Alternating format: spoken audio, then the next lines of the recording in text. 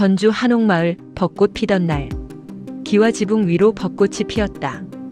골목을 걸으면 위로는 벚꽃, 아래로는 돌담길.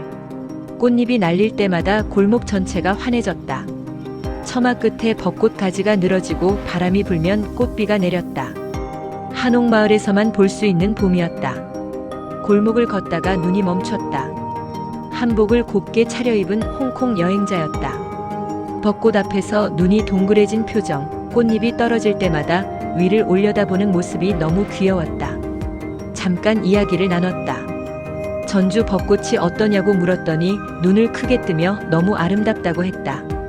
다시 걸었다. 꽃잎이 쉬지 않고 날렸다. 골목 바닥에 꽃잎이 쌓였다. 올려다보면 벚꽃 하늘, 내려다보면 벚꽃 바닥. 그 사이를 걷는 내내 봄 안에 완전히 들어와 있는 기분이었다. 해가 지자 한옥마을이 다시 바뀌었다. 조명이 켜지고 벚꽃이 빛을 받아 빛났다. 낮에 하얗던 꽃이 밤에는 따뜻한 색으로 물들었다. 처마 끝 등불과 벚꽃과 돌담이 한 장면 안에 담겼다. 셔터를 눌렀다. 봄밤의 한옥마을이 그 안에 고스란히 담겼다. 전주천 삼례 가는 길, 봄이 도로 위에 내려앉던 날. 전주에서 삼례 방향으로 향하는 길. 추천대교에서 삼례교까지 이어지는 이 구간. 도로 양쪽으로 벚나무가 줄지어 서서 웅장한 벚꽃 터널을 만든다. 관광지가 아니다. 그냥 전주에서 삼례로 가는 길인데 봄이 되면 이 평범한 도로가 전주 벚꽃 명소 중 하나가 된다. 차 없이 그냥 걸었다. 도보로 가는 사람이 많지 않은 길이라 더 특별했다. 탐스러운 벚나무를 스치는 살랑살랑 봄바람이 불어오면 꽃비가 내려 더욱 로맨틱한 코스가 된다. 차로 달리면 순식간에 지나쳐버릴 풍경을 걸으면서 천천히 다 봤다. 나무 한 그루 한 그루를 지나치며 꽃잎이 떨어지는 속도로 같이 걸었다. 벚꽃 나무 아래 멈췄다.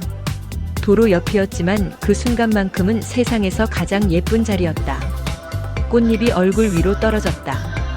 바람이 꽃비를 만들었다. 그 안에 서서 사진을 찍었다. 배경이 따로 필요 없었다. 봄이 알아서 다 해줬다. 차로 지나쳤다면 몰랐을 것들이 있었다. 꽃잎이 도로 위에 쌓이는 모양, 나뭇가지 사이로 하늘이 보이는 각도, 바람이 불 때 꽃이 흔들리는 소리. 걸었기 때문에 이 길의 봄을 제대로 본 것 같았다. 전주 벚꽃 하면 덕진공원, 아중호수, 천변을 떠올리지만 삼례 가는 이 길도 봄이 되면 그에 못지않다. 차 없어도 괜찮다. 걸어가도 충분히 아름다운 길이다. 오히려 걸어야 이 길의 봄을 다 느낄 수 있다. 전주 아중호수, 봄날의 오후. 전주 아중호수는 덕진구에 자리한 저수지다. 원래는 농업용 저수지였는데 지금은 전주 시민들이 가장 즐겨 찾는 산책 명소가 됐다. 호수 둘레를 따라 걷는 길이 잘 조성되어 있고 봄이 되면 벚꽃이 호수를 둘러싸며 피어난다. 전주에서 봄 벚꽃과 호수를 동시에 즐길 수 있는 곳으로 이미 소문이 난 곳이다. 벚꽃이 절정이던 날 아중호수로 향했다. 호수 주변 벚나무들이 하얗고 분홍빛으로 가득 피어 있었다. 바람이 불면 꽃잎이 호수 위로 날렸다. 이 풍경 앞에서 가만히 서 있기가 아까웠다. 벚꽃 나무 아래 섰다. 꽃잎이 흩날리는 그 안에서 춤 포즈를 잡았다. 진지하게 찍을 수가 없었다. 이 풍경이 너무 좋아서 몸이 먼저 반응했다. 꽃빛 속에서 춤을 추는 것처럼 봄이 나를 흔들어 놓았다. 잔잔한 수면, 그 위에 반사된 벚꽃, 봄 햇살. 호숫가에 앉았다. V자를 만들고 호수 쪽을 향해 앉았다. 이 자리에 앉아 있는 것만으로 충분히 행복한 오후였다. 조금 뒤로 물러서서 벚꽃과 호수를 함께 담았다. 분홍빛 꽃과 잔잔한 물빛이 한 장면 안에 들어왔다. 위로는 봄이 피어 있고 아래로는 봄이 비치고 있었다. 두 개의 봄이 같은 프레임 안에 있었다. 해가 지고 호수 주변에 하나둘 불이 켜졌다. 다리 위 조명이 호수 수면 위로 내려앉았다. 반짝이는 불빛들이 물결에 흔들리며 호수 안에서 별처럼 빛났다. 낮에 벚꽃이 사라진 자리를 밤의 불빛이 채우고 있었다. 낮과 밤 두 가지 얼굴을 가진 호수. 아중호수는 하루 종일 아름다운 곳이었다. 벚꽃 아래서 춤추고 호숫가에 앉아 봄을 바라보고 밤엔 반짝이는 야경을 담았다. 봄날 하루를 이보다 잘 쓸 수 있는 방법이 있을까 싶었다. 전주 간다면 아중호수, 봄에 꼭 한번 와보길. 꽃비 내리는 정원, 전주 동물원의 봄날. 전주에서 벚꽃 예쁜 곳. 전주에서 봄에 꼭 가야 할 곳을 묻는다면 전주동물원을 빠뜨릴 수 없다. 벚꽃 명소로 이미 소문난 곳이지만 직접 와보면 소문보다 더 아름다웠다. 동물원인데 봄이 되면 꽃 정원이 된다. 입구부터 달랐다. 벚나무들이 길 양옆으로 늘어서 머리 위로 꽃 터널을 만들고 있었다. 바람이 불 때마다 꽃잎이 눈처럼 흩날렸다. 발밑은 이미 분홍색 카펫으로 가득했다. 동물을 보러 가는 길조차 꽃길이었다. 걷는 것만으로 봄 한가운데 서 있는 기분이었다. 꽃길을 따라 걷다 보니 코끼리가 보였다. 육중한 몸이 천천히 움직이는 뒤로 흐드러진 벚꽃이 가득했다. 코끼리와 벚꽃. 이 조합이 이렇게 잘 어울릴 줄 몰랐다. 특히 코끼리 근처 오래된 큰 벚나무 아래는 다들 줄 서서 사진을 찍는 명당이었다. 나도 당연히 찍었다. 불곰 앞에 섰다. 웅크리고 앉아 봄볕을 쬐고 있었다. 무섭기보다 정겨웠다. 주변을 감싼 봄 기운이 불곰마저 따뜻하게 만들었다. 곰사 주변 벚나무도 꽃이 가득했다. 이쪽도 사진 찍기 좋은 자리였다. 전시관 한쪽에서 거북이를 만났다. 느릿느릿 자기만의 속도로 움직이고 있었다. 벚꽃 축제도 사람들의 북적임도 아무 상관없다는 듯이 그 느긋함을 보고 있으니 바쁘게 돌아다니던 내 마음도 잠깐 쉬어가는 것 같았다. 동물원을 한 바퀴 돌고 다시 벚꽃길로 나왔다. 꽃잎이 여전히 흩날리고 있었다. 그 아래 서서 사진을 찍었다. 벚꽃 절정은 매년 4월 초. 전주 시내보다 약간 늦게 피는 경향이 있어 시내꽃이 지기 시작할 때쯤 오면 여기서 다시 만날 수 있다. 그리고 벚꽃 시즌엔 야간 개장도 한다. 조명을 받은 밤 벚꽃은 낮과는 또 다른 풍경이니 기회가 된다면 야경도 꼭 챙겨보길. 코끼리와 불곰과 거북이, 그리고 하얗게 터지는 벚꽃. 전주동물원은 동물만 보는 곳이 아니었다. 봄이 가장 아름답게 피어나는 전주의 꽃 정원이었다. 전주천 하가지구, 봄이 강을 따라 흐르던 날. 전주 현지인에게 벚꽃 명소를 물으면 열의 7은 천변이라고 답한다. 그 중에서도 전주천 하가지구. 관광지가 아니라 전주 사람들이 매일 아침 뛰고 저녁에 산책하는 길. 그 일상의 길이 봄이 되면 이렇게 변한다. 운동화를 신고 천변으로 나섰다. 산책로와 자전거 길이 함께 이어져 가볍게 걷거나 뛰기에 딱 좋은 길이다. 집에서 가깝고 입장료도 없고 그냥 나오면 되는 곳. 그런데 봄이 오면 운동보다 꽃이 먼저다. 전주천을 따라 걸으니 강 위로 벚꽃이 내려앉아 있었다. 하천과 벚나무가 어우러져 물가 위로 벚꽃 그림자가 비쳤다. 바람이 불 때마다 꽃잎이 강 위로 흩날렸다. 벚꽃이 강물과 함께 조용히 흘러가고 있었다. 걷다 보니 돌다리가 나왔다.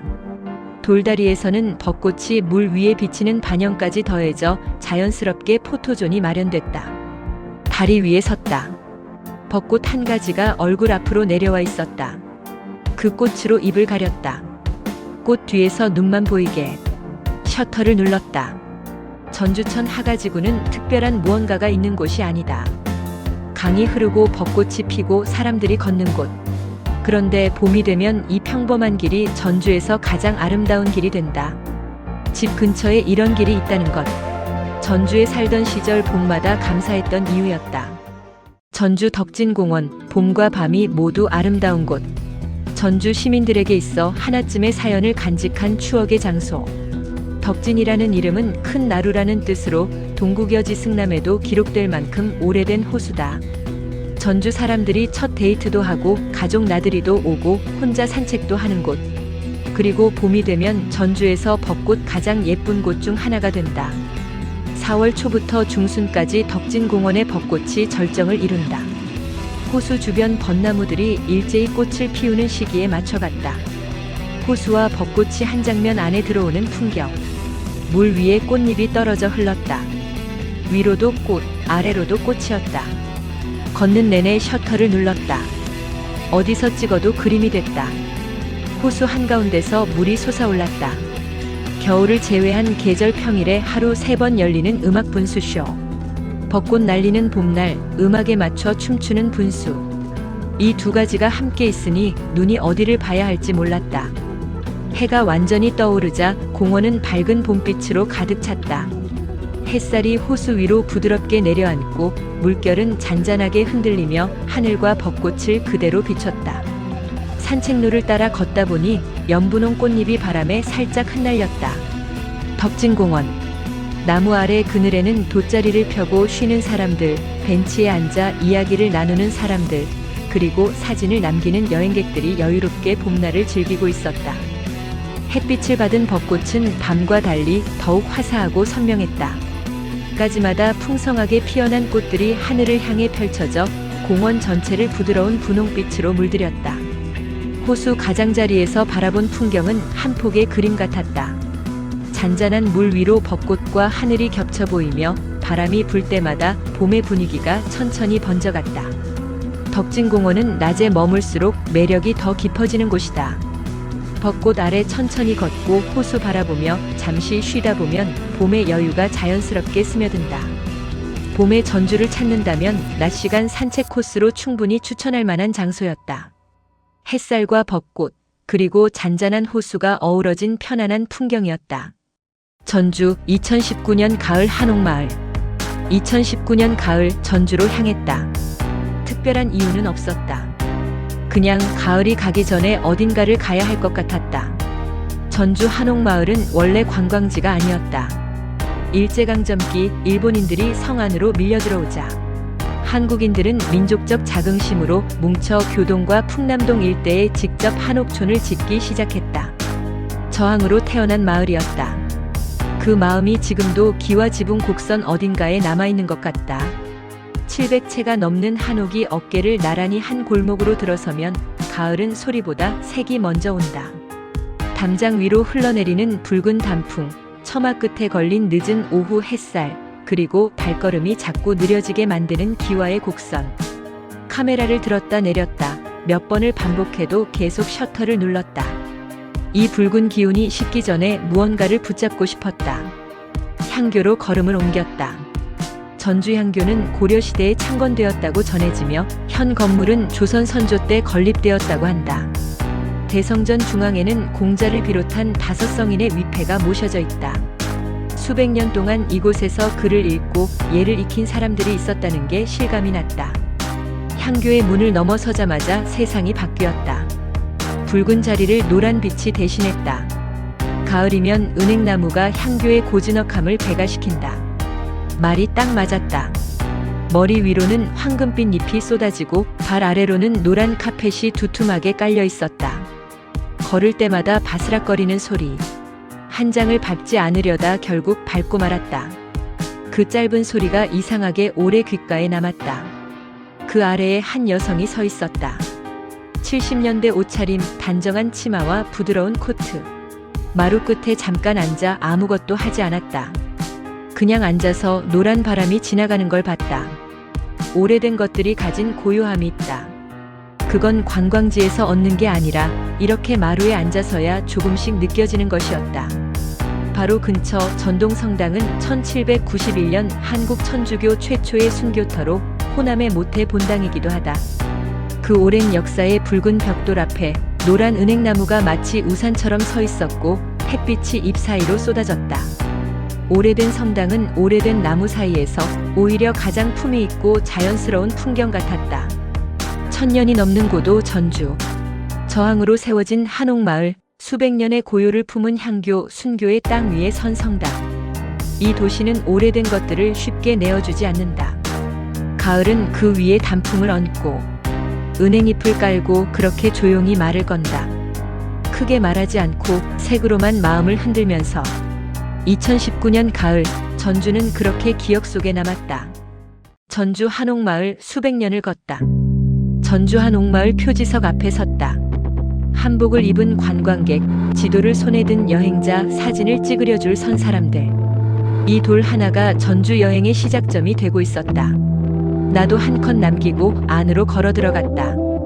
골목을 따라 걷다 보니 경기전이 나왔다. 1410년 태종 때 세워진 곳. 조선을 건국한 태조 이성계의 어진을 모신 공간이다. 홍살문을 지나자 공기가 달라졌다. 도심 한복판인데 안으로 들어서는 순간 고요함이 먼저 왔다. 왕의 초상을 모신 공간답게 차분하고 단정했다. 여기서 꿀팁 하나. 매월 마지막 주 수요일 문화가 있는 날에는 경기전을 무료로 관람할 수 있다. 전주 여행 일정을 이날에 맞춰 잡으면 더 좋다. 넓은 마당과 전각을 바라보며 천천히 걸었다. 이 땅이 조선 왕조의 뿌리라는 것, 전주가 단순한 관광지가 아니라는 것을 발걸음마다 느꼈다. 경기전 담장 쪽으로 시선이 갔다. 담장 너머로 붉은 벽돌 건물이 보였다. 전동성당이었다. 조선 왕조를 기리는 공간과 천주교 성당이 한 시야 안에 들어왔다. 한옥 처마의 곡선과 로마네스크 양식의 둥근 돔. 전혀 다른 시대, 전혀 다른 문화인데 묘하게 어울렸다. 조선의 시작과 근대의 흔적이 담장 하나를 사이에 두고 나란히 서 있었다. 이 장면은 전주 아니면 볼 수 없는 풍경이었다. 카메라를 들었다. 한 프레임 안에 수백 년을 담았다. 표지석에서 시작해 경기전을 걷고 담장 너머 전동성당을 바라봤다. 골목 몇 걸음 안에 수백 년의 시간이 겹쳐 있었다. 매월 마지막 주 수요일 무료로 이 시간을 걸을 수 있다.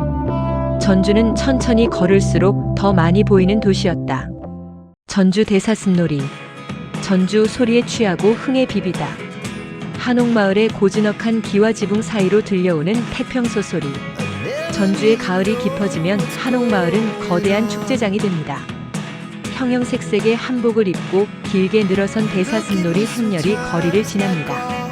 깃발이 펄럭이고 풍물패에 가락이 깔리면 조용하던 한옥마을은 순식간에 조선시대로 타임슬립한 듯 생기가 넘칩니다. 나는 그 행렬의 뒤를 따라 전주의 진짜 목소리를 찾아 나섭니다. 축제는 무대 위에만 있는 게 아닙니다. 담벼락 밑, 나무 그늘 아래 어디든 무대가 됩니다. 가락이 고운 가야금 연주와 가슴을 뻥 뚫어주는 판소리가 거리 곳곳에서 울려 퍼집니다. 지나가던 여행객들은 발걸음을 멈추고 추임새를 넣으며 하나가 됩니다. 격식 없이 즐기는 이 길 위의 소리야말로 대사슴놀이의 진정한 묘미입니다. 시원한 바람이 부는 전주천 강가에 다다르니 낯설고도 반가운 소리가 들립니다. 푸른 눈에 외국인이 부르는 판소리. 서툰 발음일지라도 그 안에 담긴 깊은 한과 흥은 국경을 넘어 전해집니다. 강물 소리와 어우러지는 외국인 소리꾼의 열창을 보며 전주의 소리가 이제 세계인의 심장을 두드리고 있음을 실감합니다. 이제 소리의 본향 국립무형유산원으로 향합니다. 이곳에선 최고의 소리꾼을 가리는 판소리 대회가 한창입니다. 가야금 전시를 지나 고수의 북장단에 맞춰 쏟아내는 창자의 목소리에는 팽팽한 긴장감이 서려 있습니다. 숨죽여 지켜보는 관객들과 무대 위의 열기가 교차하는 이곳에서 전주 대사슴놀이가 지켜온 전통의 무게를 오롯이 느껴봅니다.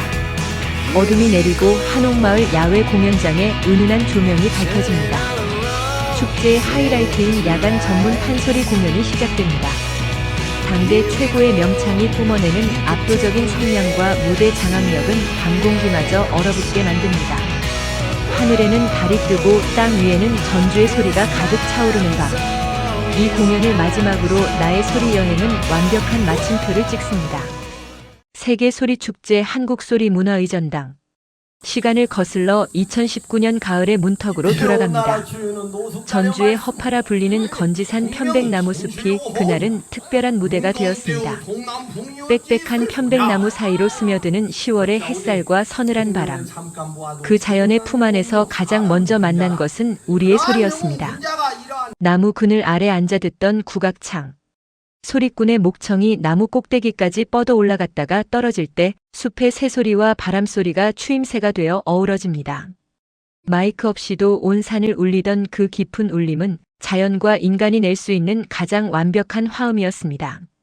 건지산 편백나무 숲의 울창한 전경과 나무 그늘 아래 앉아 듣던 국악창은 완전 몸과 마음이 웰빙되는 날이었다. 숲의 여운을 안고 발길을 옮긴 곳은 한국소리 문화의전당입니다. 실내 홀의 정교한 울림부터 야외 광장의 자유로운 활기까지 그곳은 이미 소리로 빚어진 하나의 작은 지구가 되어 있었습니다. 실내 공연장에서 들려오는 세계 각국의 낯선 선율들은 국경을 넘어 내 마음의 문을 두드렸고 야외 무대에서 펼쳐지는 자유로운 연주는 10월의 푸른 하늘로 흩뿌려졌습니다. 눈을 감으면 아프리카의 리듬이 들리고 눈을 뜨면 전주의 가을이 보이는 신비로운 경험. 굳이 비행기를 타지 않아도 나는 그날 소리를 타고 전 세계를 여행하고 있었습니다. 2019년 10월 초의 그날 숲에서 시작된 소리는 전당의 밤 공기 속에 녹아들어 지금도 내 귓가에 맴도는 듯합니다. 편백나무 향기와 어우러진 창소리, 그리고 세계의 다채로운 음률들. 사진 속에 박제된 그날의 기록은 단순한 여행의 기억이 아니라 내 삶의 한 구절을 아름답게 비벼낸 가장 맛깔스러운 소리 비빔밥이었습니다. 다시 돌아올 전주의 소리들을 기다리며 그해 가을의 페이지를 따스하게 닫아봅니다. 전주 비빔밥 축제, 그리고 그날 밤. 매년 가을 전주에서 열리는 축제다. 비빔밥 하나로 이렇게 큰 잔치를 벌일 수 있다는 게 전주 아니면 불가능한 일이다. 서로 다른 재료가 섞여 하나의 맛이 되듯 사람과 사람이 섞여 하나의 판이 되는 곳. 그게 전주 비빔밥 축제다. 축제의 하이라이트는 단연 대형 비빔밥이었다. 거대한 그릇 안에 수십 가지 고명이 색색이 놓여 있었다. 주걱이 지나갈 때마다 참기름 냄새가 진동했다. 저 한 그릇을 나눠 먹는 사람들이 전부 식구가 되는 것 같았다. 비빔밥이 완성될 무렵 어디선가 꽹과리 소리가 터졌다. 챙챙. 그 소리 하나에 축제장 분위기가 한 번에 달아올랐다. 발이 저절로 움직이고 어깨가 먼저 반응했다. 눈으로 먹고 귀로 마시는 진짜 전주의 가을이었다. 축제 한쪽에 문구가 있었다. 나는 커서 각설이가 될 거야. 그 앞에서 사진을 찍었다. 웃으면서 장난으로. 근데 있잖아. 그로부터 몇 년이 지난 지금 통장을 열어보니 그게 농담이 아니었다. 예언 사진이었던 거다. 진짜 거지가 됐다. 축제의 소란함이 가라앉을 무렵 전주는 다시 옷을 갈아입었다. 전주문화재 야행. 은은한 등불 아래 기와 지붕이 달빛을 받아 빛났다. 낮의 웃음과 꽹과리 소리가 조용한 여운으로 바뀌는 시간이었다. 과거와 현재가 밤의 공기 속에서 조용히 섞이는 길을 걸으며 오늘 하루의 마지막 조각을 마쳤다. 비비고 웃고 걸었다. 주머니는 비었지만 마음은 비빔밥처럼 가득 찬 하루였다. 각설이 예언은 맞았어도 이날만큼은 아무래도 괜찮았다. 전주 야행, 달빛 아래 펼쳐진 유쾌한 잔치. 전주 문화재 야행의 밤, 나는 잠시 시간을 거슬러 조선의 죄인이 되었습니다. 춘향이처럼 목에 커다란 나무 칼을 걸고 말이죠. 그런데 칼에 적힌 문구가 예사롭지 않습니다. 기억나니 막나니 시원하게 목을 쳐드립니다. 살벌한 문구와는 대조적으로 내 얼굴에는 장난기 가득한 미소가 번집니다. 일상의 스트레스를 이 무거운 나무 칼에 실어보내고 망나니의 칼춤 한 번에 시원하게 털어버리고 싶은 마음. 전주의 밤은 이렇게 유쾌한 상상력으로 시작됩니다. 길 한쪽 은은한 등불 아래 사람들이 옹기종기 모여 있습니다. 바로 화투점을 보는 곳입니다. 알록달록한 화투장 속에 내일의 운세가 숨어 있을까요? 진지하게 화투를 떼는 어르신의 손길과 그 끝을 숨죽여 지켜보는 사람들의 눈빛. 맞으면 맞아서 즐겁고 틀리면 틀려서 웃어넘기는 이 소소한 재미가 야행의 밤을 더욱 설레게 합니다. 밤이 깊어지자 분위기는 숙연하면서도 뜨거워집니다. 한옥 담벼락을 무대 삼아 시작된 일제강점기 연극. 비장한 음악과 함께 우리 민족을 탄압하는 일본군들이 등장하자 관람객들의 눈빛이 달라집니다. 독립을 위해 목숨을 걸고 싸우는 투사들의 외침, 일본군에 맞서 맨몸으로 부딪히는 그 치열한 싸움 장면에 나도 모르게 주먹을 꽉 쥐게 됩니다. 100년 전 전주의 밤도 이토록 뜨거웠을까요? 배우들의 열연에 감동하며 잊고 있던 역사의 아픔과 숭고함을 다시 한번 가슴에 새깁니다. 긴장감 넘쳤던 전투 장면 뒤로 해악 가득한 거리 연극들이 계속 이어집니다. 배우들의 능청스러운 연기와 관객들의 웃음소리가 어우러지는 풍경. 조명 아래 생생하게 살아 움직이는 전주의 전설과 역사 이야기는 밤 공기를 타고 더욱 흥미진진하게 다가옵니다. 밤이 내려앉은 거리 한켠 잔잔한 가야금 소리가 흐르기 시작했다. 연주자가 줄을 튕길 때마다 맑은 음이 밤 공기를 부드럽게 채웠다. 사람들은 걸음을 멈추고 조용히 둘러섰다. 말소리 대신 선율이 공간을 채웠고 작은 박수와 미소가 자연스럽게 이어졌다. 화려하지는 않았지만 그 고요한 울림 덕분에 전주의 밤이 더 깊게 기억되는 순간이었다. 나무 칼을 쓰고 깔깔거리며 웃고 화투점에 운명을 맡겨보고 일본군과 싸우는 투사들의 모습에 울컥하기도 했던 밤. 문화재 야행은 단순히 유적을 보는 것이 아니라 그 속에 숨쉬는 사람과 역사 그리고 놀이를 만나는 시간이었습니다. 시원하게 목을 쳐드립니다라는 문구처럼 오늘 밤 전주의 달빛은 내 머릿속 복잡한 걱정들을 시원하게 베어내 주었습니다.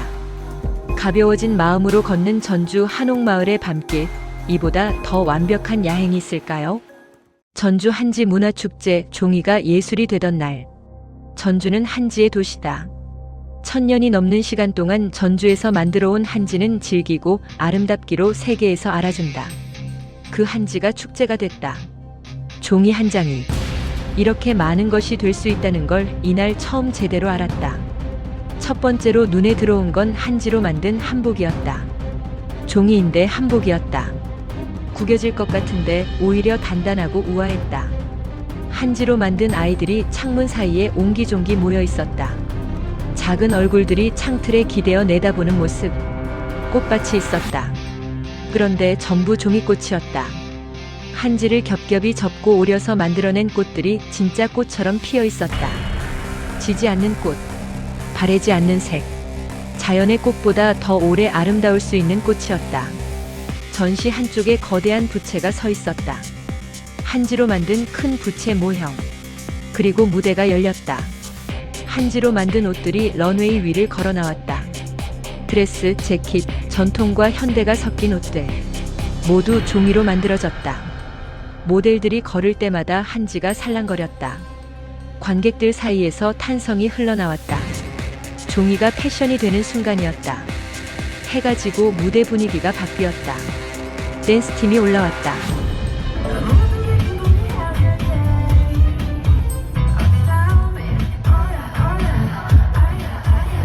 낮에 전통과 예술이 가득했던 축제가 밤이 되자 신나게 달아올랐다.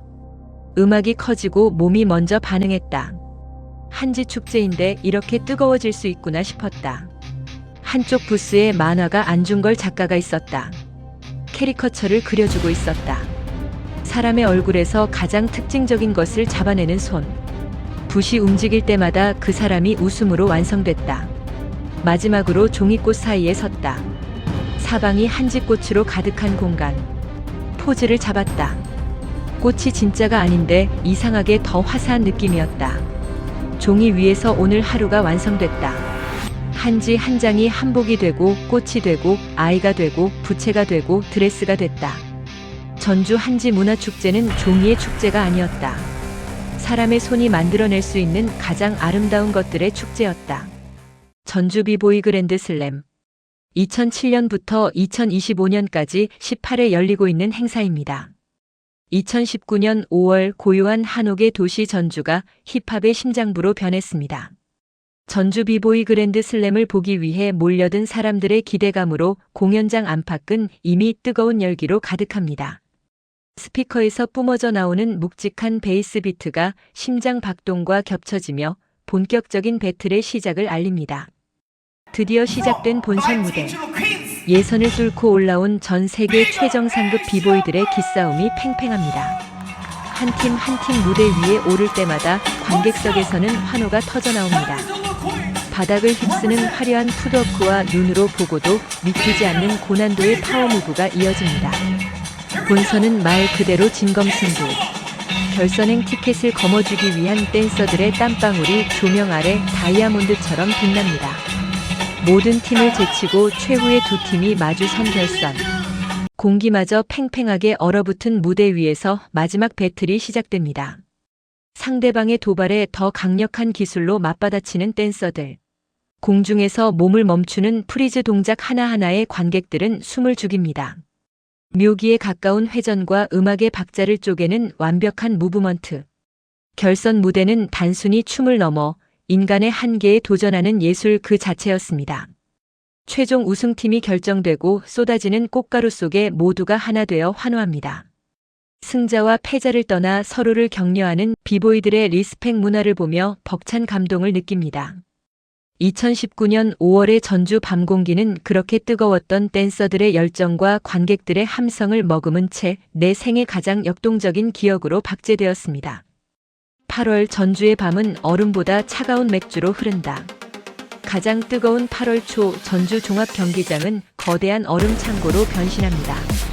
가게 맥주의 줄임말인 가맥은 전주만의 독특한 문화죠. 당일 하이트진로 전주 공장에서 생산한 맥주를 그날 바로 축제장으로 싣고 와 마시는 전 세계에서 가장 신선한 맥주 파티입니다. 8월의 뙤약볕도 이 축제의 열기를 이기지는 못합니다. 축제장에 들어서면 거대한 테라 맥주 타워가 우리를 반깁니다. 차가운 맥주가 내 몸에 들어올 생각을 하니 절로 어깨가 들썩이죠. 테라 로고 앞에서 익살스러운 춤 포즈를 취하며 사진을 남깁니다. 8월의 습한 공기도 이 순간만큼은 축제의 리듬이 되어 나를 춤추게 합니다. 축제장을 누비는 파란색 진로 두꺼비를 발견했습니다. 귀여운 두꺼비 탈을 쓴 마스코트와 어깨동무를 하고 장난스럽게 한 컷을 찍습니다. 땀이 비오듯 쏟아지는 8월의 날씨지만 두꺼비와 함께 웃고 즐기다 보면 무더위는 어느덧 남의 나라 이야기가 됩니다. 이 축제의 하이라이트는 바로 이 장면입니다. 수천 병의 맥주가 담긴 대형 아이스박스. 그 사이로 차가운 냉기가 모락모락 피어오르는 모습을 보면 온몸에 소름이 돋을 만큼 시원해집니다. 눈으로 먼저 마시는 이 차가운 김은 8월의 열기를 단번에 잠재우는 마법 같은 풍경입니다. 종합 경기장의 넓은 트랙 위로 끝없이 펼쳐진 테이블. 수만 명의 사람이 한자리에 모여 노가리와 갑오징어를 안주 삼아 맥주잔을 부딪힙니다. 낯선 옆 사람과도 기꺼이 건배를 외치는 풍경. 8월 초 전주의 밤은 그렇게 시원한 맥주 거품과 사람들의 웃음소리로 가득 채워집니다. 2019년 6월 무형유산원을 깨운 붉은 함성. U20 결승. 그날의 기억.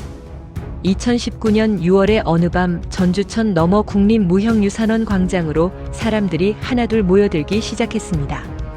평소 전통의 숨결이 고요하게 흐르던 이곳은 대한민국 축구 역사의 새로운 페이지를 기다리는 붉은 악마들의 성지로 변모했습니다. 전광판 앞에 돗자리를 펴고 앉아 경기를 기다리던 그 시간, 6월의 밤바람조차 우리의 기대를 식히지 못할 만큼 뜨거운 설렘이 광장을 감돌았습니다. 경기가 시작된 지 불과 5분 만에 기적이 찾아왔습니다. 김세윤 선수가 얻어낸 소중한 페널티킥 기회. 전광판 속 어린 영웅 이강인이 침착하게 골대 왼쪽 구석을 갈랐을 때 국립무형유산원의 현대적인 건물 외벽은 수천 명의 함성으로 진동했습니다. 우리는 서로 모르는 사이였음에도 껴안고 환호하며 광장이 떠나가라 소리를 질렀습니다. 한옥의 처마 끝까지 울려 퍼진 대한민국 소리. 그때 우리는 확신했습니다. 오늘 밤 전주에서 새로운 역사가 완성될 것이라고. 그러나 우승으로 가는 길은 험난했습니다. 전반 34분 혼전 상황에서 수프리아하의 동점골이 터지자 광장에는 무거운 정적이 흘렀습니다. 이어 후반 7분 역전골까지 허용하며 전세가 뒤집혔습니다. 무형유산원의 단아한 실루엣 뒤로 펼쳐진 대형 스크린 속에서 우리 선수들이 땀방울을 흘리며 달릴 때마다 광장에 모인 이들의 응원 목소리는 더욱 간절해졌습니다. 승리를 향한 간절함은 전주천의 물안개처럼 피어올라 온 도시를 덮었습니다. 후반 44분 우리가 동점골을 위해 전원 공격에 나섰을 때 우크라이나의 쐐기골이 터졌습니다. 하지만 전주 시민들은 자리를 뜨지 않았습니다. 후반 막판까지 포기하지 않고 우크라이나의 골문을 두드렸던 어린 선수들의 모습에서 우리는 패배가 아닌 희망을 보았기 때문입니다. 결국 최종 스코어 1대3. 우승컵을 들어 올리지는 못했지만 광장을 떠나는 사람들의 얼굴에는 실망보다 자부심이 가득했습니다. 기적 같은 성과를 일궈낸 선수들에 대한 고마움, 그리고 함께 목이 터져라 응원했던 공동체의 온기가 남아 있었습니다. 결과는 기록으로 남지만 그날 밤 우리가 나누었던 뜨거운 눈빛과 함성은 국립무형유산원 앞 그 길에 여전히 무형의 유산처럼 새겨져 있습니다. 결과는 2위였지만 우리의 응원은 세계 1위였습니다. 2019년 6월의 전주는 뜨거웠고 그 붉은 여름밤은 내 생애 가장 아름다웠던 응원의 기억입니다. 전주 건지산 오송제. 운동하러 나섰던 길인데 막상 들어서면 늘 산책보다 깊어지는 곳이 있었다. 전주에 살던 시절 자주 찾던 건지산이었다. 숲 입구를 넘어서는 순간 공기가 달라진다. 편백나무 특유의 향. 숨을 들이마실 때마다 폐가 맑아지는 느낌. 이 숲이 헬스장보다 먼저 생각나던 이유였다. 발밑은 흙길이라 쿠션처럼 부드럽고 나무 사이로 떨어지는 빛이 리듬처럼 흔들렸다. 몸이 움직이기 시작했다.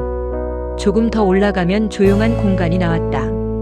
건지산 조정단. 전주 이씨의 뿌리가 시작된 곳이라 했다. 운동 중간에 물 한 모금 마시기 좋은 자리였고 수백 년 된 소나무들이 말없이 서 있는 곳이었다. 숨을 고르고 다시 걸었다. 숲길을 따라 걷다 보면 자연스럽게 발걸음이 느려지는 곳이 있었다. 소설가 최명희의 묘였다. 혼부를 쓴 작가. 전주가 낳은 문장들. 운동 중에 지나치는 길이었지만 그 앞에 서면 늘 잠깐 멈추게 됐다. 작가가 남긴 시간과 내가 걷는 시간이 같은 숲 안에 함께 있는 것 같아서. 내려오는 길에 오송제가 나왔다. 잔잔한 호수. 물 위에 나무와 하늘이 함께 흔들렸다. 이마엔 땀이 맺혀 있었지만 마음은 오히려 느려져 있었다. 호수 주변을 천천히 한 바퀴. 쿨다운이라기보다 그냥 조금 더 있고 싶었다. 건지산을 내려올 때면 늘 같은 생각이 들었다. 멀리 가지 않아도 되는구나. 편백향, 흘길, 조용한 호수. 전주에서의 운동은 늘 이런 것들이었다. 지금도 가끔 그 길이 생각난다.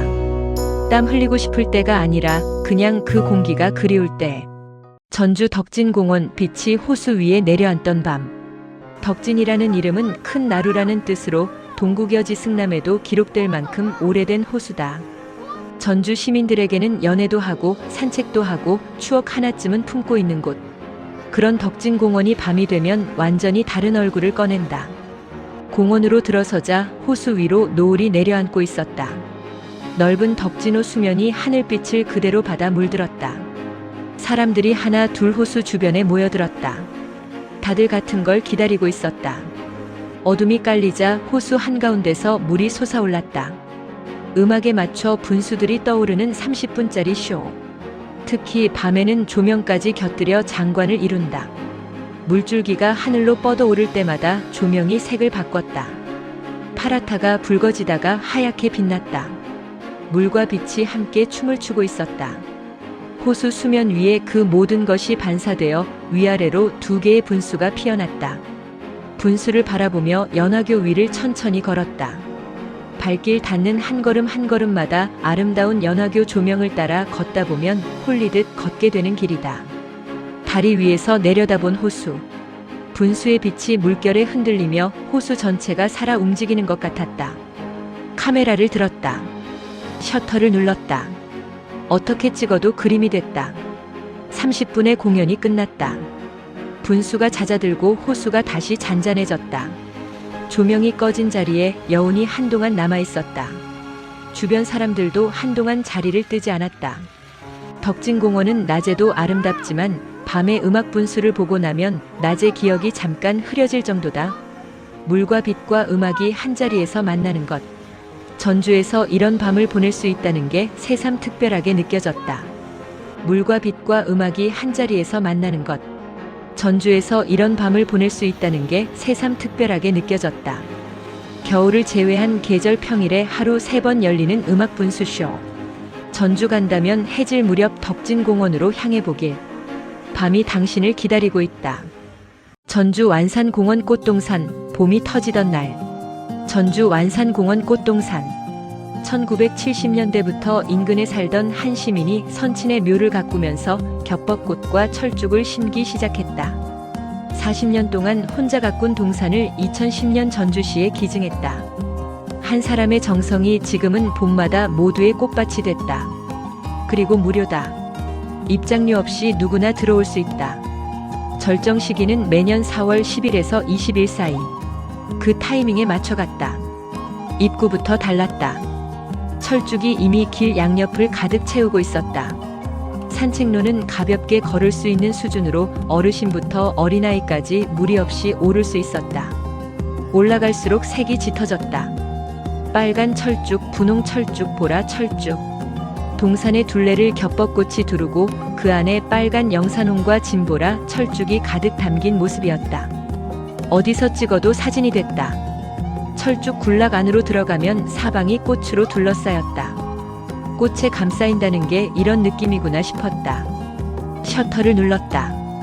또 눌렀다. 계속 눌렀다. 꽃동산 정상에는 정자가 있었다. 이곳에서 형형색색의 꽃들로 수놓인 꽃동산 전경을 한눈에 바라볼 수 있었다. 올라오느라 힘들었던 게 이 순간 전부 잊혔다. 발 아래로 펼쳐진 꽃밭. 봄이 이렇게 한꺼번에 터질 수 있구나 싶었다. 약 1만 5천이 규모의 1만여 그루의 꽃나무가 심겨 있다. 크다면 크고 작다면 작은 동산이지만 봄에 이곳에 서 있으면 세상에서 가장 화려한 자리에 있는 것 같았다. 한 사람이 40년 동안 심고 가꾼 꽃들이 지금 내 눈앞에 피어 있었다. 그 마음이 꽃보다 더 오래 기억에 남을 것 같았다. 전주 새병호의 하루. 전주에는 사람들이 잘 모르는 호수가 하나 있다. 한옥마을도 아니고 향교도 아닌 곳. 에코시티 한복판 아파트 사이에 조용히 앉아있는 새병호. 2019년 가을, 나는 그 호수 앞에 한참을 서 있었다. 새병. 무기를 씻어 보관한다는 뜻이다. 원래 이곳은 군부대가 머물던 땅이었다. 총과 군복과 긴장감이 가득했던 곳이 지금은 돗자리와 산책로와 아이들 웃음소리로 채워져 있다. 평화를 바라는 이름이 결국 평화로운 풍경이 되었다. 오후에 햇살이 수면 위로 부드럽게 내려앉았다. 호수는 거울처럼 잔잔했고 주변 아파트의 실루엣이 물 위에 그대로 내려와 있었다. 도시가 호수 속에도 살고 있었다. 위로는 콘크리트와 유리창, 아래로는 그것들이 물에 풀어진 또 다른 풍경. 카메라를 들었다. 아파트를 찍는 건지 호수를 찍는 건지 구분이 안 됐다. 해가 조금씩 기울기 시작했다. 하늘이 주황빛으로 바뀌자 아파트 외벽에 노을이 닿았다. 창문들이 하나씩 불을 켜는 것처럼 빛났다. 그 빛이 호수 위로 흘러내렸다. 청명했던 오후의 수면이 따뜻한 금빛 수채화로 변했다. 건물은 그대로인데 색이 달랐다. 시간이 풍경을 다시 그리고 있었다. 나는 셔터를 누르면서 생각했다. 같은 곳인데 1시간 전과 전혀 다른 장면이라고. 장소가 변한 게 아니라 빛이 변한 것뿐인데. 어둠이 내리자 호수가 다시 바뀌었다. 아파트 창문마다 불이 켜졌다. 저 창 하나에 누군가의 저녁이 있겠지. 밥을 짓거나 TV를 켜거나 아이를 재우거나. 그 평범한 불빛들이 호수 위로 떨어져 보석처럼 흩어졌다. 수변 데크를 천천히 걸었다. 발 아래 물속에서 불빛들이 조용히 흔들렸다. 이 도시의 밤이 이렇게 부드러울 수 있다는 걸 호수가 알려주고 있었다. 전주라고 하면 한옥마을, 비빔밥, 풍남문을 떠올린다. 맞다, 그것도 전주다. 하지만 아파트 사이 호수 앞에 앉아 오후가 노을이 되고 노을이 야경이 되는 걸 아무 말 없이 바라보는 시간도 분명히 전주였다. 새병호는 오늘도 거기 있을 것이다. 잔잔하게 조용하게 도시의 하루를 수면 위에 담으면서. 전주 양묘장, 가을이 꽃으로 내려앉은 곳. 입구를 지나자마자 멈췄다. 노란 물결과 분홍 물결이 바람에 함께 흔들리고 있었다. 황화 코스모스의 주홍빛, 일반 코스모스의 수줍은 분홍과 보라. 두 가지 가을이 한들판에 피어 있었다. 발을 내딛기가 아까울 정도였다. 산책로를 따라 꽃밭 안으로 들어갔다. 황화 코스모스는 키가 컸다. 그 사이를 걸으면 사방이 노란빛으로 둘러싸였다. 꽃에 감싸인다는 게 이런 느낌이구나 싶었다. 바람이 불 때마다 꽃밭 전체가 한 방향으로 흔들렸다. 그 움직임을 보고 있으면 시간이 느려지는 것 같았다. 서두르고 싶지 않았다. 9월 말에서 10월 초, 딱 이 시기에만 열리는 풍경이다. 코스모스는 짧게 진다. 절정의 순간을 맞춰왔을 때의 기분은 직접 서봐야 한다. 황화 코스모스와 일반 코스모스가 같은 자리에서 함께 피는 곳이 흔하지 않다. 노란빛과 분홍빛이 섞인 그 들판, 바람 한 번 불면 전부 흔들리는 그 장면이 이곳만의 가을이다. 꽃밭을 한 바퀴 돌고 나오는데 옷에 꽃향기가 배어 있었다. 코스모스가 흔들리는 걸 그냥 바라보는 것만으로도 그날 하루가 충분해지는 곳이었다. 전주에서 벽화마을을 가고 싶다면 전주 한옥마을 오목대 앞 오목육교를 건너면 바로 자만벽화마을이다. 승암산 능선 아래 무수히 많은 가옥이 촘촘히 들어서 있는 이곳은 원래 한국 전쟁 때 피난민들이 하나둘씩 정착하면서 형성한 평범한 달동네였다. 아무도 주목하지 않던 곳이었는데 2012년 녹색 둘레길 사업의 일환으로 골목길 40여 채의 주택 곳곳에 벽화가 그려지면서 유명해졌다. 입장료는 없다. 무료다. 육교를 건너자마자 담벼락이 달랐다. 골목이나 담장별로 꽃, 동화, 풍경 등을 테마로 한 다양한 스타일의 벽화들이 그려져 있어 지루하지 않게 하나하나 보는 재미가 쏠쏠했다. 토토로, 센과 치히로, 도라에몽 같은 친숙한 캐릭터들이 벽면을 따라 그려져 있었고 영화 마틸다, 이상한 나라의 앨리스도 골목 곳곳에서 발견할 수 있었다. 보물찾기처럼 다음 골목이 궁금해졌다. 골목을 따라 위로 올라갔다. 조용히 산책하다 보면 태조 이성계의 사대조 목조 이한사가 살았던 곳을 표시한 자만동 금표를 만날 수 있었다. 그리고 정상 근처 옥상 정원. 높은 언덕에 위치한 자만마을은 한옥마을 전경을 한눈에 내려다볼 수 있었다. 올라오길 잘했다 싶었다. 대략 30분 정도면 다 돌아볼 수 있는 마을. 크지 않지만 골목 하나하나가 전부 달랐다. 피난민들이 모여 살던 달동네가 이렇게 아름다운 곳이 됐다. 한옥마을에 갔다면 오목육교 건너 이 골목도 꼭 걸어봤으면 한다. 색채에 반하고 숲에 머물다 전주 수목원. 수목원에 들어서자마자 시선이 멈췄다. 연못가에 양귀비꽃이 피어 있었다. 종이장처럼 얇은 꽃잎이 바람에 흔들릴 때마다 붉은 물결이 일렁였다. 고요한 연못과 그 위에서 타오르는 붉은 꽃. 두 가지가 한 장면 안에 있었다. 한참을 그 앞에 서 있었다. 발걸음이 떨어지지 않았다. 걷다가 시선이 아래로 향했다. 벽돌 틈새를 비집고 작은 꽃이 피어 있었다. 심어둔 게 아니었다. 그냥 거기서 혼자 피어난 꽃. 아무도 봐주지 않는 자리에서 제 몫의 아름다움을 다하고 있었다. 큰 풍경 속에서 이런 작은 것을 발견하는 순간이 가장 기억에 남는다. 길을 따라 걷다 보니 기린이 나타났다. 숲 사이에서 목을 길게 빼고 나를 내려다보고 있었다. 뜬금없는데 전혀 어색하지 않았다. 오히려 이 풍경 안에서 가장 자연스러운 존재 같았다. 조금 더 가니 웃는 모형이 서 있었다. 그 표정이 너무 환해서 보는 사람도 따라 웃게 됐다. 오늘 참 좋은 날이죠 라고 말하는 것 같았다. 산책의 마지막은 대나무 숲이었다. 양귀비의 붉은 열기가 여기서 완전히 식었다. 사방이 초록이었다. 뗏잎이 서로 부딪히며 사각사각 소리를 냈다. 그 소리를 들으며 걸으면 복잡했던 것들이 조용히 정리되는 느낌이 들었다. 대나무 사이로 빛이 쏟아졌다. 그 빛을 따라 천천히 걸었다. 붉은 양귀비로 시작해서 초록 대나무로 끝난 산책이었다. 색이 달랐고 소리가 달랐고 느낌이 달랐다. 그런데 나올 때는 하나의 기억으로 남아있었다. 초록의 위로가 필요할 때 다시 이곳으로. 국립전주박물관. 왕조의 뿌리를 찾아서 전북의 모든 시간이 모여드는 곳 국립전주박물관에 발을 들입니다. 입구에 들어서는 순간 느껴지는 묵직한 공기는 이곳이 조선 왕조의 발원지임을 실감케 합니다. 가장 먼저 마주한 것은 조선을 연 태조 이성계의 어진입니다. 역사책 속 활자로만 보던 그가 골룡포를 입고 내 앞에 앉아 있습니다. 엄숙하면서도 인간미가 느껴지는 그의 눈빛을 보고 있으면 600년 전 전주 이씨의 후손들이 꿈꿨던 새로운 세상이 눈앞에 그려지는 듯합니다. 누구의 것인지 모를 옛날 글씨 앞에서는 잠시 숨을 고릅니다. 이름은 잊혔을지언정 붓이 지나간 자리에 남은 힘과 여백은 수백 년의 세월을 이겨내고 나에게 말을 겁니다.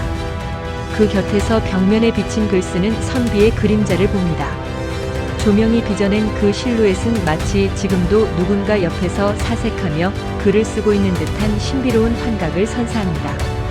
역사의 무게에 잠시 눌릴 때쯤 생각지도 못한 곳에서 웃음이 터집니다. 창문 밖에서 불쑥 고개를 내민 기린 동상. 엄숙한 박물관 한복판에 숨어있는 이 엉뚱하고 귀여운 장치는 역사가 결코 딱딱하고 지루한 것만이 아니라고 위트 있게 속삭여주는 듯합니다. 전시의 한 대목, 조선군이 쏜 화살에 일본군이 맞아 죽는 장면이 인형으로 재현되어 있습니다. 작고 정교한 인형들이지만 그 속에 담긴 승리의 기록은 가슴을 뻥 뚫어주는 통쾌함을 줍니다. 나라를 지켰던 조상들의 기계가 화살 끝에 실려 오늘날의 우리에게도 전해지는 순간입니다. 정적인 전시실을 나와 활기 넘치는 어린이 박물관으로 향합니다. 아이들이 직접 입어보고 만져보며 깔깔거리는 소리가 가득합니다. 과거의 유물이 아이들의 손길을 타고 살아 움직이는 놀이가 되는 곳. 전주의 긴 역사는 이곳에서 아이들의 웃음과 함께 다시금 새로운 시간으로 쌓여가고 있었습니다. 전주대학교 가을에 머물다. 캠퍼스로 들어서는 길은 이미 다른 세상이었다. 하늘은 붉은 단풍으로 물들고 발밑은 노란 은행잎으로 가득했다. 황금빛 터널. 단풍과 은행이 이렇게 한자리에서 만날 수 있다는 게 신기했다. 흩날리는 잎사귀 사이로 천천히 걸음을 옮겼다. 가을의 한복판이었다. 가을빛을 받은 건물들이 평소보다 훨씬 따스해 보였다. 낡은 나무 의자에 잠깐 앉았다. 바스락거리는 은행잎 소리가 귓가를 스치고 복잡했던 마음이 어느새 가을바람에 씻겨 내려갔다. 책 한 권, 커피 한 잔이 있었다면 더 오래 앉아 있었을 것 같았다. 운동장으로 나왔다. 드넓은 공간 주변으로 단풍나무들이 병풍처럼 둘러서 있었다. 뜨거운 함성이 가득했을 자리 위로 이제는 붉은 단풍의 그림자만 길게 드리워졌다. 그 고요함이 오히려 더 깊은 가을처럼 느껴졌다. 건물 가까이 다가가니 외벽을 타고 힘차게 뻗어 올라간 붉은 담장덩굴이 눈길을 사로잡았다. 차가운 콘크리트 벽인데 가을 옷을 입으니 이렇게 달라 보였다. 벽을 타고 흐르는 가을의 선율. 이 작은 가지 하나가 오늘 가을의 마지막 조각 같았다. 캠퍼스를 벗어나 쿠우쿠우로 향했다. 정갈하게 놓인 초밥과 따뜻한 음식들. 눈으로 실컷 즐긴 가을이 이번엔 입안에서 완성됐다. 노란 길을 걷고 붉은 벽을 바라보고 따뜻한 밥으로 마무리한 하루. 전주대 교정의 가을은 그렇게 오래 기억에 남을 것 같았다. 전주 첫 마중길, 빛이 건네는 다정한 안부. 밤이 내려앉자 세상이 다른 얼굴을 꺼내들었다. 숲 모형 사이로 빛이 새어나왔다. 요정이 등불을 켠 것처럼 나무의 형상 속에서 빛이 피어올랐다. 낮의 전주와는 전혀 다른 곳이었다. 같은 길인데 밤이 되자 꿈이 됐다.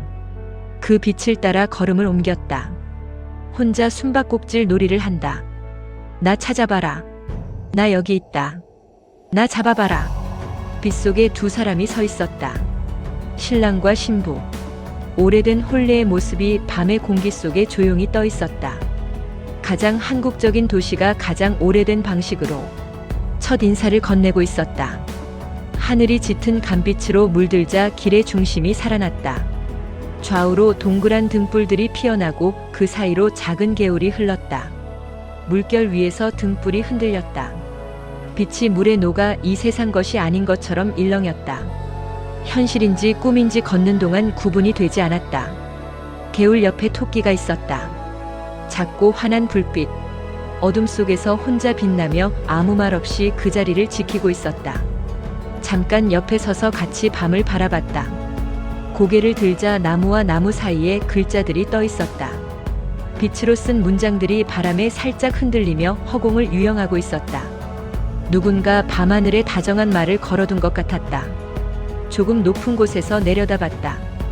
불빛들이 곡선을 그리며 흘러가는 모습이 전주가 품은 보석 목걸이 같았다. 이 많은 빛들이 모두 사람을 위해 켜져 있다는 것이 이상하게 마음을 울렸다. 내려오는 길에 곰돌이가 서 있었다. 크고 둥글고 따뜻한 빛. 차가운 밤 공기 속에서 혼자 온기를 내뿜고 있었다. 어른인데도 잠깐 웃게 됐다. 나무들이 별을 달고 있었다. 벽가지마다 촘촘히 매달린 불빛들이 바람에 흔들리며 은하수처럼 흘렀다. 그리고 마지막 문장. 사람이 그대를 속일지라도. 빛으로 새겨진 시 한 구절이 밤속에 조용히 떠 있었다. 서두르지 않고 끝까지 읽었다. 이 길이 건네는 말이 풍경이 아니라 문장이라는 게 왠지 맞는 것 같았다. 빛의 숲을 지나 토끼와 곰돌이 곁을 스치고 시 한 줄을 가슴에 품고 돌아가는 길. 전주의 밤은 그렇게 다정하게 배웅해줬다. 팔봉예술공장. 전주의 끝자락, 낡은 붉은 벽돌 담장을 따라 걷습니다. 25년간 멈춰있던 카세트 테이프 공장이 이제는 예술가들의 꿈이 꿈틀대는 문화공간으로 다시 태어났습니다. 녹슨 철제 구조물과 현대 미술 작품이 어우러진 인생샷 명소입니다. 비록 오늘 문은 굳게 닫혀 있지만 거친 외벽 마디마디에는 과거 여공들의 땀방울과 현대 예술가들의 열정이 여전히 공존하며 숨쉬고 있습니다. 아쉬운 마음을 달래려 들어선 카페 써니. 그곳에서 나를 압도한 것은 두 권을 쓴 인형이 사람보다 2배는 더 커 보이는 거대한 인형이었습니다. 포근한 손뭉치임에도 공간을 지키는 수호신 같은 위엄이 느껴집니다. 차가운 공장 단지 안에서 마주한 이 푹신한 존재는 안에 못 들어가서 아쉽지? 라며 나를 토닥여주는 듯한 묘한 위로를 건넵니다. 이곳을 방문하기 가장 좋은 시기는 단연 5월 초입니다. 공장 바로 옆 철길을 따라 핀 이팝나무꽃이 절경입니다. 이팝나무 기찻길은 5월 어린이날 전후로 공장 옆 기찻길을 따라 하얀 이팝나무꽃이 눈처럼 흐드러집니다. 인생샷 포인트 노란 브릿지 위에서 하얀 꽃 터널을 배경으로 사진을 남겨보세요. 붉은 벽돌과 하얀 꽃의 대비가 환상적입니다. 주의사항 매주 월요일은 휴관이니 꼭 피해서 방문하세요. 결국 안으로 들어가지 못했지만 오히려 그 덕분에 팔봉예술공장은 나에게 가장 신비로운 공간으로 남았습니다. 카페 써니의 거대 인형과 눈을 맞추며 보낸 시간은 오늘의 아쉬움을 설렘으로 바꿔놓았습니다. 다시 올 명분이 생겼다. 하얀 이팝나무꽃이 필 때 이 공장의 진짜 속살을 마주하기 위해.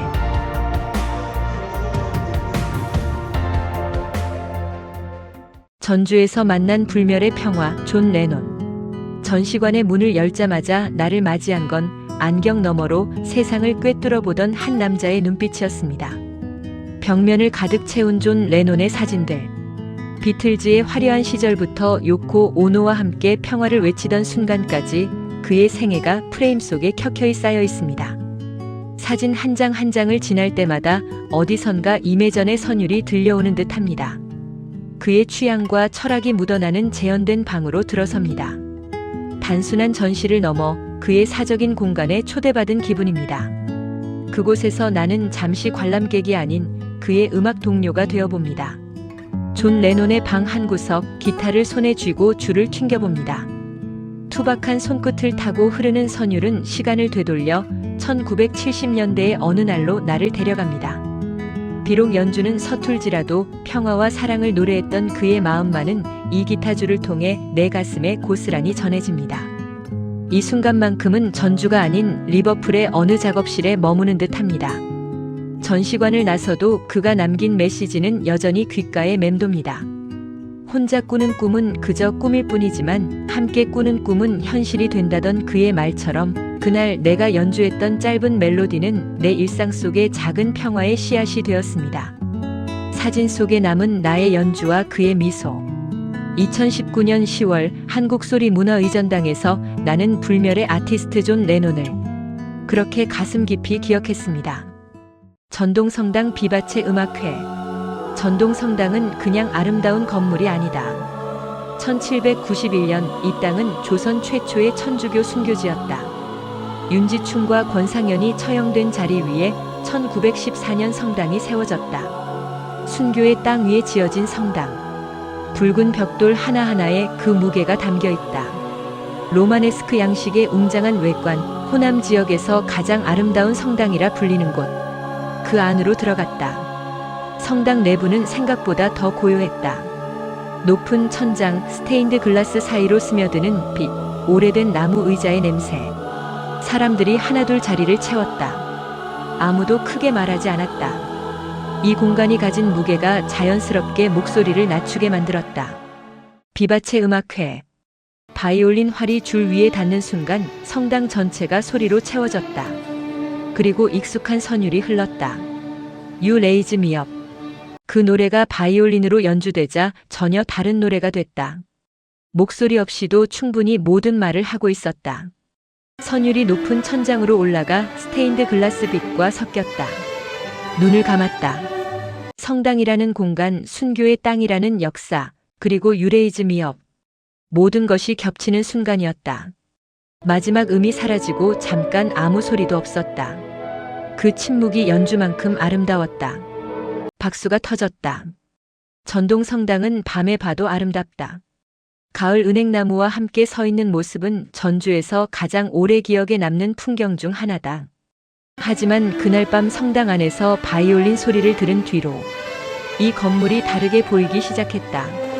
아름다운 건물이 아니라 소리를 품을 줄 아는 공간으로. 전동 성당은 그런 곳이었다. 전주 치명자산 성지, 믿음이 쌓인 산을 오르다. 치명자는 목숨을 바친 자라는 뜻이다. 신앙을 지키기 위해 순교한 가톨릭 신자에 대한 존경의 의미가 담겨 있다. 한국의 몽마르트, 순교자의 산으로 불리는 곳이다. 1801년 신유박해 때 호남에 처음 복음을 전하다 처형된 유한검과 그의 가족 7명이 이 산 정상에 합장되어 있다. 믿음 하나로 목숨을 내어놓은 사람들이 잠들어 있는 곳.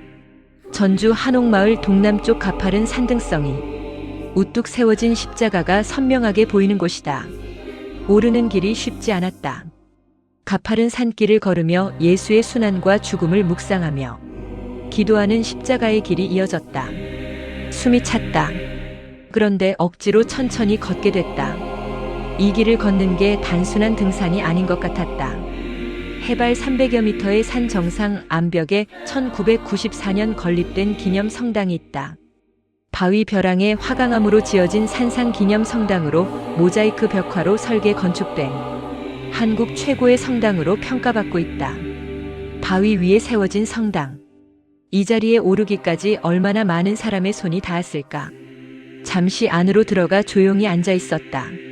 성당을 나와 난간 쪽으로 걸어갔다. 전주 시내가 한눈에 펼쳐졌다. 기와 지붕들, 아파트들, 그 사이를 흐르는 전주천. 치명자산은 전주 시가지를 내려다보며 오늘도 그 자리에 서 있다. 저 도시 안에서 믿음을 지키다. 목숨을 잃은 사람들이 있었다. 그 사람들이 지금 이 산 정상에서 전주를 내려다보고 있었다. 한참을 그 자리에 서 있었다. 말이 필요 없는 풍경이었다. 한국의 몽마르트, 전주 치명자산 성지.